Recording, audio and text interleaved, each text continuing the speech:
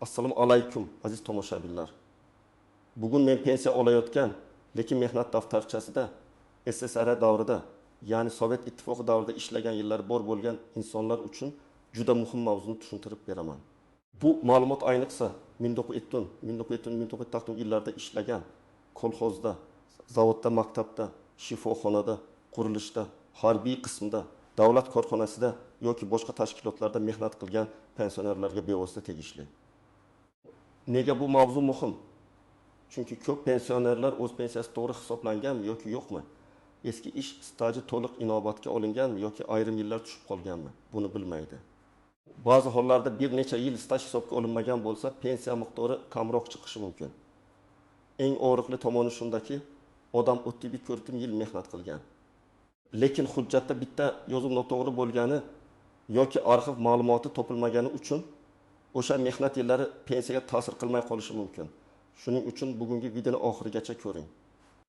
Men sizga avval qanday bo'lganini, hozir nimalarga e'tibor berish kerakligini, kimlar xavotir olish kerakligini, kimlar esa ortiqcha yugurib yurmasligi mumkinligini, qanday hujjatlar kerakligini va qayerga murojaat qilishni oddiy tilda tushuntiraman.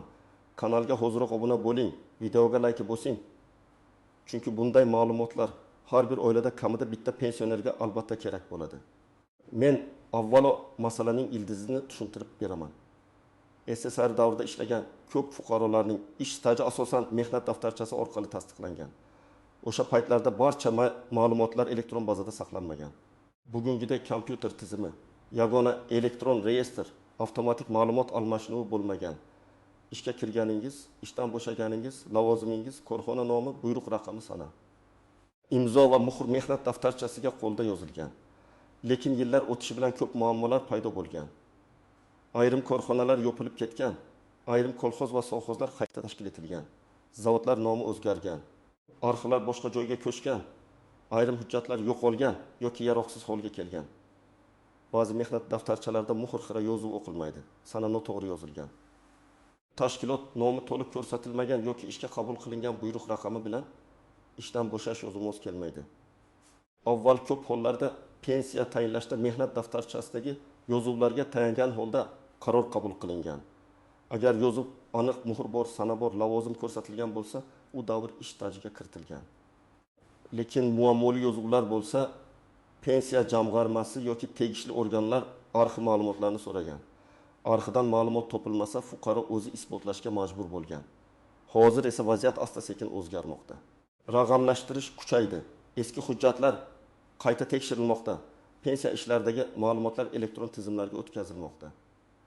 Bu yaxshi tomoni bilan ham, ehtiyot bo'lish kerak bo'lgan tomoni bilan ham muhim. Yaxshi tomoni shuki, agar sizning oldin hisobga olinmagan stajingiz topilsa, pensiya qayta ko'rib chiqilishi mumkin.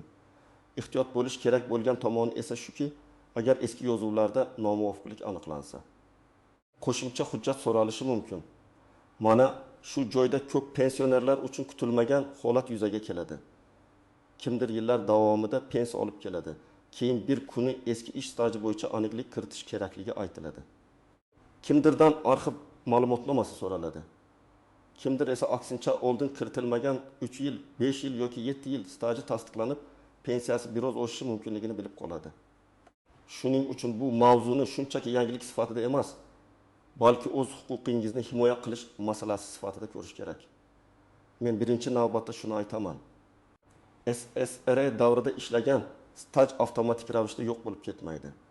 Agar siz O'zbekiston hududida yoki sobiq ittifoq respublikalarida rasmiy ishlagan bo'lsangiz, mehnat daftarchangizda yozuv bo'lsa, arxiv hujjatlari bilan tasdiqlansa yoki qonuniy boshqa dalillar mavjud bo'lsa, bu davr pensiya stajiga kiritilishi mumkin. Masalan, bir ayol 1978 yildan 1976 yilgacha tuman markazidagi tikuv fabrikasida ishlagan. Mehnat daftarchasida ishga qabul qilingan sana bor. Lekin ishdan bo'shash yozuvida muhr juda xira. Pensiya tayinlanganda bu davrning faqat 5 yili inobatga olingan, qolgan 3 yil bo'yicha aniqlik kerak bo'lgan. Agar u arxivdan fabrikada ishlaganligi, oylik olganligi yoki buyruq asosida ishlaganligi haqida ma'lumotnoma olsa, o'sha 3 yil ham stajga qo'shilishi mumkin. Bu esa pensiya miqdoriga ta'sir qilishi ehtimoli bor. Yana bir misol. Bir erkak 1902 yildan 1930 yilgacha kolxozda traktorchi bo'lib ishlagan. Mehnat daftarchasida kolxoz nomi yozilgan. Lekin kolxoz keyinchalik shirkat xo'jaligi aylangan. Undan keyin fermer xo'jaliklariga bo'linib ketgan. Bugun u qayerdan hujjat olishini bilmaydi. Bunday vaziyatda u avvalo tuman arxiviga murojaat qilishi kerak. Agar kolxozning shaxsiy tarkib bo'yicha hujjatlari arxivga topshirilgan bo'lsa, u yerda buyruqlar, ish haqi vedomoslari, hisob-kitob daftarlari bo'lishi mumkin. Agar hujjat topilsa, u stajni tasdiqlash uchun asos bo'ladi. Yana bir holatni olaylik. Pensioner ayol 1965 yildan 1969 yilgacha bolalar bog'chasida tarbiyachi yordamchisi bo'lib ishlagan. Keyin farzand parvarishi sababli ishdan ketgan. Mehnat daftarchasida yozuv bor. Lekin familiyasi turmushga chiqqanidan keyin o'zgargan. Pensiya hujjatlarida esa hozirgi familiyasi ko'rsatilgan. Bunday paytda nikoh guvohnomasi yoki familiya o'zgarganini tasdiqlovchi hujjat juda muhim. Aqsolda arxivdagi eski familiya bilan hozirgi pasportdagi familiya bir odamga tegishli ekanini isbotlash qiyinlashadi. Kimlar ayniqsa e'tiborli bo'lishi kerak. Men birinchi navbatda mehnat daftarchasida 1931 yilgacha bo'lgan yozuvlari ko'p bo'lgan pensionerlarga murojaat qilaman. Agar siz Sovet davrida bir necha joyda ishlagan bo'lsangiz, har bir ish joyi bo'yicha yozuvlar aniqmi yoki yo'qmi tekshirib chiqing. Ishga kirgan sana, ishdan bo'shagan sana, buyruq raqami, tashkilot nomi, imzo va muhr borligini ko'ring. Ba'zan bitta sana noto'g'ri bo'lgani uchun butun davr savol ostida qolishi mumkin. Ikkinchi guruh kolxoz, sovxoz, shirkat, mavsumiy ish, qurilish otryadlari, paxta yig'imi, brigada shaklidagi ishlarda qatnashganlar. Bunday joylarda hujjatlashtirish har doim ham tartibli bo'lmagan. Ayrim odamlar yillar davomida ishlagan, lekin mehnat daftarchasiga kech yozilgan yoki umuman yozilmagan bo'lishi mumkin. Bu holatda ish haqi vedomosti, a'zolik daftarchasi, arxiv ma'lumotnomasi, eski buyruqlar yoki sud orqali tasdiqlash masalasi paydo bo'ladi. Uchinchi guruh sobiq ittifoqning boshqa respublikalarida ishlaganlar. Masalan, Qozog'istonda, Rossiyada, Tojikistonda, Qirg'izistonda, Ukrainada, Turkmanistonda yoki boshqa hududlarda ishlagan fuqarolar bor. Ularning staji ham muhim bo'lishi mumkin, lekin hujjatlarni olish ko'proq vaqt talab qiladi. Chunki arxiv boshqa davlatda bo'ladi. So'rov yuborish kerak bo'ladi. Ba'zan javob oylar davomida keladi. Shuning uchun bunday fuqarolar oldindan harakat qilgani yaxshi. Kimlar ortiqcha xavotir olmasligi mumkin. Agar sizning mehnat daftarchangizdagi barcha yozuvlar aniq bo'lsa, pensiya tayinlanganda barcha davrlar hisobga olingan bo'lsa, pensiya ishida staj to'liq ko'rsatilgan bo'lsa, siz har kuni idora yugurishingiz shart emas. Lekin baribir o'z pensiya ishingiz bo'yicha ma'lumotni tekshirtirib qo'yish zarar qilmaydi. Chunki odam ko'pincha hammasi joyida deb o'ylaydi. Lekin hisob-kitob varaqasida bir necha yil kiritilmagan bo'lishi mumkin. Raqamlar bilan tushuntiraman. Tasavvur qiling, bir pensionerning umumiy ish staji 25 yil deb hisoblangan. Lekin aslida u 1960 yildan 1965 yilgacha yana 5 yil ishlagan. Bu davr hujjatda noaniq bo'lgani uchun kiritilmagan. Agar u 5 yilni tasdiqlasa, umumiy staj 3 yilga yetadi. Pensiya miqdorini hisoblashda ish staji, ish haqi, pensiya tayinlangan vaqt, amaldagi me'yorlar va boshqa omillar hisobga olinadi. Men bu yerda hamma uchun bir xil summa ayta olmayman, chunki har bir insonning pensiya ishi alohida. Lekin qo'shimcha staj ko'p hollarda pensiya miqdoriga ijobiy ta'sir qilishi mumkin. Yana bir misol. Bir kishi 1910 yilgacha zavodda 12 yil ishlagan, keyin mustaqillikdan keyin yana 12 yil boshqa tashkilotda ishlagan. Umumiy 30 yil bo'lishi kerak.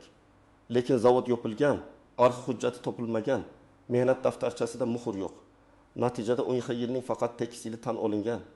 Bu kishi uchun 4 yil farq oddiy raqam emas. Bu uning butun pensiya hisobiga ta'sir qilishi mumkin. Shuning uchun eski hujjatga beparvo qarash mumkin emas. Endi eng ko'p uchraydigan tuzoqlarni tushuntiraman. Birinchi tuzoq, mehnat daftarcham bor. Demak, hammasi hal deb o'ylash. Yo'q, har doim ham bunday emas. Mehnat daftarchasi asosiy hujjat, lekin undagi yozuvlar to'g'ri rasmiylashtirilgan bo'lishi kerak. Agar yozuvda tashkilot nomi yo'q, muhr bosilmagan, sana aniq emas yoki tuzatishlar tasdiqlanmagan bo'lsa, qo'shimcha dalil so'ralishi mumkin. Ikkinchi tuzoq, arxivda yo'q deyishdi. Demak, stajim kuydi degan xulosa. Men bunga ehtiyotkorlik bilan qarashni maslahat beraman. Arxivda birinchi so'rovda topilmagan hujjat keyingi aniqlashtirilgan so'rovda topilishi mumkin. Nega? Chunki korxona nomi o'zgargan bo'lishi mumkin. Hujjatlar boshqa fond raqamida saqlangan bo'lishi mumkin. Siz ishlagan sex yoki bo'lim boshqa tashkilotga biriktirilgan bo'lishi mumkin. Shuning uchun so'rovda faqat men falon joyda ishlaganman deb yozish yetmaydi. Iloji boricha aniq xil lavozim, bo'lim, eski nom, tuman, viloyat, rahbar ismi institut ko'rsatilsa topish imkoniyati oshadi. 3-tuzoq familiya, ism yoki otasining ismidagi farqlar. Masalan, mehnat daftarchasida Abdullayeva Gulnora deb yozilgan.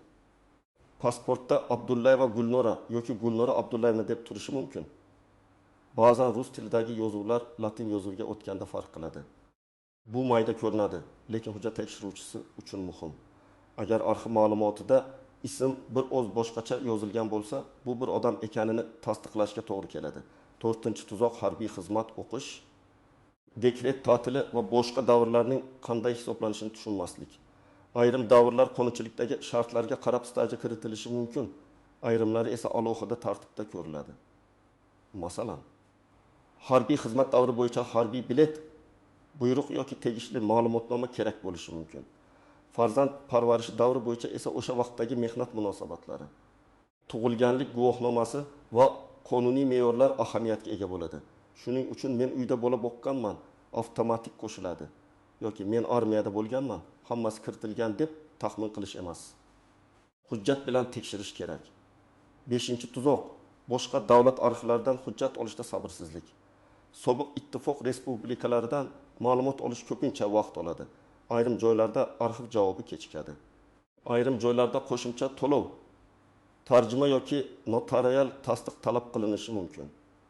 Agar siz Rossiya, Qozog'iston yoki boshqa davlatda ishlagan bo'lsangiz, hujjatlarni oldindan yig'ing. Pensiya masalasida vaqt juda muhim. Chunki bugun murojaat qilsangiz, natija bir necha oy keyin kelishi mumkin. Yana bir noziklik bor. Pensiyani qayta hisoblash har doim ham avtomatik bo'lmaydi. Sizda yangi hujjat paydo bo'lsa, uni tegishli organga topshirishingiz, ariza yozishingiz, stajni qayta ko'rib chiqishni so'rashingiz kerak. Arxivdan ma'lumot oldim, endi ular o'zlari bilib qo'shadi deb kutib o'tirmang. Hujjat rasmiy tartibda pensiya ishingizga biriktirilishi lozim. Ba'zi hollarda esa stajni tasdiqlash sud orqali amalga oshirilishi mumkin. Men buni eng oxirgi choralar qatorida ko'raman. Chunki sud vaqt, tayyorgarlik va dalil talab qiladi. Lekin agar arxiv hujjatlar yo'qolgan bo'lsa, mehnat daftarchasida kamchilik bo'lsa, lekin sizning ishlaganingizni tasdiqlovchi boshqa dalillar, guvohlar yoki hujjatlar bo'lsa, yurist bilan maslahatlashib sud tartibida faktni belgilash masalasini ko'rib chiqish mumkin. Bu hamma uchun kerak emas, lekin ba'zi pensionerlar uchun yagona yo'l bo'lishi mumkin.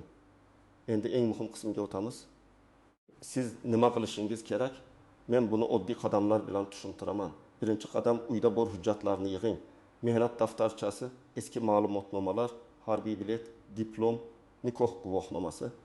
Familiya o'zgargan bo'lsa, tasdiqlovchi hujjatlar, farzandlarning tug'ilganlik guvohnomalari, eski ish haqi ma'lumotnomalari, mukofot daftarshalari, kasaba uyushmasi bileti, kolxoz a'zolik daftarchasi, buyruq nusxalari. Hatto eski hisob-kitob varaqalari bo'lsa ham alohida papkaga soling. Ba'zan odam ahamiyatsiz deb o'ylagan qog'oz keyin stajini tasdiqlashda yordam beradi. Ikkinchi qadam, mehnat daftarchangizni sinchiklab tekshiring. Men tavsiya qilaman, har bir ish joyi bo'yicha alohida ro'yxat tuzing. Masalan, 1976 yil 10 maydan 1981 yil 15 avgustgacha falon zavodda ishlaganman. 1981 yildan 1980 yilgacha falon maktabda ishlaganman. 1989 yildan 1992 yilgacha falon tashkilotda bo'lganman. Keyin har bir davr uchun savol qo'ying. Ishga kirish sanasi bormi? Ishdan chiqish sanasi bormi? Muhr bormi? Buyruq raqami bormi? Yozib o'qiladimi? 3-qadam, pensiya jamg'armasining tuman yoki shahar bo'limiga murojaat qiling. U yerda pensiya ishingizda qaysi staj davrlari hisobga olinganini aniqlashtiring. Siz ariza bilan mening pensiya hisobimda ish stajim qanday davrlar bo'yicha inobatga olinganini tushuntirib berishingizni so'rayman deb murojaat qilishingiz mumkin. Agar sizda qo'shimcha hujjat bo'lsa, ushbu hujjatlar asosida ish stajimni qayta ko'rib chiqishingizni so'rayman deb yoziladi. 4-qadam, arxivga so'rov yuboring. Agar tashkilot yopilgan bo'lsa yoki mehnat daftarchasidagi yozuvda kamchilik bo'lsa, tuman, shahar yoki viloyat arxiviga murojaat qilinadi. Arizada imkon qadar aniq ma'lumot yozing. to'liq ism sharif, tug'ilgan sana, o'sha paytdagi familiya tashkilotnoma, taxminiy yillar, lavozim, bo'lim yoki sex. Tuman va viloyat. Agar tashkilot nomi keyinchalik o'zgarganini bilsangiz, eski va yangi nomini ham yozing. 5-qadam javoblarni saqlang. Arxiv ma'lumot topilmadi deb javob bersa ham bu javobni tashlab yubormang. Chunki keyinchalik boshqa tartibda murojaat qilganda yoki sudga chiqilganda bu javob ham ishga aloqador bo'lishi mumkin. Agar arxiv ma'lumotnoma bersa, uning asl nusxasini ehtiyot qiling, nusxasini alohida saqlang. Kerak bo'lsa notarial tasdiqlash masalasini ko'rib chiqing. 6-qadam, agar hujjatlarda ism yoki familiya farqi bo'lsa, buni oldindan hal qiling. Nikoh guvohnomasi, ajrim haqidagi guvohnoma. Familiya almashtirish hujjati yoki FHDYO ma'lumotnomasi kerak bo'lishi mumkin. Ayniqsa ayollar uchun bu juda muhim.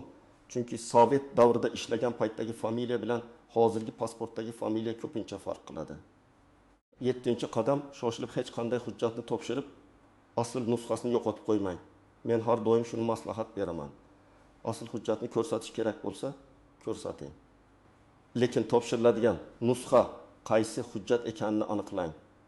Ariza topshirganda ro'yxat qilib, qaysi hujjatlar ilova qilinganini yozdirib qo'ying. Bu keyinchalik men bergandim, ular yo'qotishdi degan muammolarning oldini oladi. 8-qadam, agar rad javobi olsangiz, yozma javob so'rang. Og'zaki bo'lmaydi, hisobga olinmaydi. Arxivda yo'q degan gap bilan to'xtab qolmang. Rasmiy yozma javobda sabab ko'rsatiladi. Sababni bilsangiz, keyingi harakatingiz aniq bo'ladi. Qo'shimcha hujjat yig'asizmi? Yuqori organga shikoyat qilasizmi? Yuristga borasizmi? Yoki sudga murojaat qilasizmi? Yana bir amaliy misol keltiraman. Pensioner Otaxon 1987 yildan 1990 yilgacha qurilish boshqarmasida ishlagan, lekin mehnat daftarchasida faqat ishga kirgan yozuv bor, ishdan bo'shagan yozuv yo'q. U avval pensiya bo'limiga boradi. Qaysi davr hisobga olinmaganini biladi. Keyin viloyat arxiviga qurilish boshqarmasi bo'yicha so'rov beradi. Arxivdan ish haqi vedomosi topiladi. Unda Otaxonning 1907, 1908, 1909 yillarda maosh olgani ko'rsatilgan. Shu ma'lumotnoma asosida u stajni tasdiqlashni so'raydi. Agar hammasi qonuniy mos kelsa, pensiya ishi qayta ko'rib chiqilishi mumkin. Yana bir misol. Onaxon 1979 yilda maktabda laborant bo'lib ishlagan. Keyin 1964 yilda boshqa tumanga ko'chgan. Mehnat daftarchasida maktab nomi qisqartma bilan yozilgan. Bugun u qisqartma nimani anglatishini hech kim bilmaydi. Bunday holatda tuman xalq ta'limi bo'limi yoki arxivdan o'sha davrda faoliyat yuritgan maktablar ro'yxati, buyruqlar yoki shaxsiy tarkib ma'lumotlari so'raladi. Qisqartmani aniqlash ham stajni tasdiqlashda muhim bo'lishi mumkin. Men yana bir narsani alohida ta'kidlayman. Pensiya masalasida qo'shni, tanish yoki internetdagi gaplarga ko'r-ko'rona ishonmang. Bitta odamning holati boshqasiga to'g'ri kelmasligi mumkin. Kimdadir mehnat daftarchasi yetarli bo'ladi, kimdadir arxiv kerak bo'ladi, kimdadir sud kerak bo'ladi, kimdadir esa pensiya allaqachon to'g'ri hisoblangan bo'ladi. Shuning uchun siz o'z hujjatingizni tekshirtiring. Demak, azizlar, SSR davrida ishlagan pensionerlar uchun asosiy syurpriz shundaki, eski staj masalasi bugun ham juda muhim. Kimdadir oldin hisobga olinmagan yillar topilib, pensiya qayta ko'rib chiqilishi mumkin. Kimdadir esa eski yozuvlardagi xato yoki noaniqlik sabab qo'shimcha hujjat talab qilinishi mumkin. Eng muhimi, qo'rqmaslik, lekin beparvo ham bo'lmaslik kerak. Men sizga tavsiya qilaman. Mehnat daftarchangizni tekshiring. Eski hujjatlarni yig'ing. Pensiya bo'limidan stajingiz qanday hisoblanganini so'rang. Kerak bo'lsa arxivga murojaat qiling va barcha javoblarni yozma shaklida oling. Agar hujjatlarda murakkablik bo'lsa, mutaxassis yoki yurist bilan maslahatlashishdan tortinmang. Chunki bu masala oddiy qog'ozbozlik emas. Bu sizning yillar davomida qilgan mehnatingiz va munosib pensiyangiz bilan bog'liq. Agar sizda SSR davrida ishlagan staj bo'lsa, izohlarda yozing. Qaysi yillarda qaysi sohada ishchansiz va stajingiz pensiyada to'liq hisobga olinganmi? Balki sizning tajribangiz boshqa pensionerlarga yordam berar. Videoga like bosing, kanalga obuna bo'ling va yaqinlaringizga ham yuboring. Chunki bitta to'g'ri maslahat kimningdir bir necha yillik mehnatini qayta tiklashga yordam berishi mumkin.